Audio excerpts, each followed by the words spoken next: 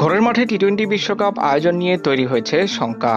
এরই মধ্যে আসন্ন বাংলাদেশ প্রিমিয়ার লিগ বিপিএল নিয়েও নতুন অনিশ্চয়তা দেখা দিয়েছে। বিপিএল এর গত আসরের সময়ই আয়ের ভাগ করার দাবিতে দল না রাখার হুঙ্কার দিয়েছিলেন কুমিল্লা ভিক্টোরিয়ান্সের মালিক নাফিসা কামাল। দেশের বদলে যাওয়া প্রেক্ষাপট নিয়ে আসন্ন বিপিএলে কুমিল্লা অংশ নিচ্ছে না, এটা অনেকটাই অনিশ্চিত। তবে এরই মধ্যে নতুন খবর হচ্ছে বিপিএল এ দল কিনে ফেলেছে রিমাক হার্ল্যান্ড নামে কোম্পানি। কিছুদিন আগেই প্রতিষ্ঠানটির সঙ্গে যুক্ত হয়েছেন ঢালিউড সুপারস্টার সাকিব খান। বিপিএল এ ঢাকার ফ্র্যাঞ্চাইজি কিনেছে প্রশাসনিক ব্যবসার সঙ্গে যুক্ত ওই প্রতিষ্ঠানটি, যেখানে সাকিবের নতুন দলটি থাকছে। এদিকে দেশের বেসরকারি একটি গণমাধ্যমকে বিষয়টি নিশ্চিত করেছে বাংলাদেশ ক্রিকেট বোর্ডের একটি সূত্র। ইতিমধ্যে সাইনিং মানি সহ দল কেনার আনুষ্ঠানিক প্রক্রিয়াও সম্পন্ন হয়েছে বলে জানা গেছে।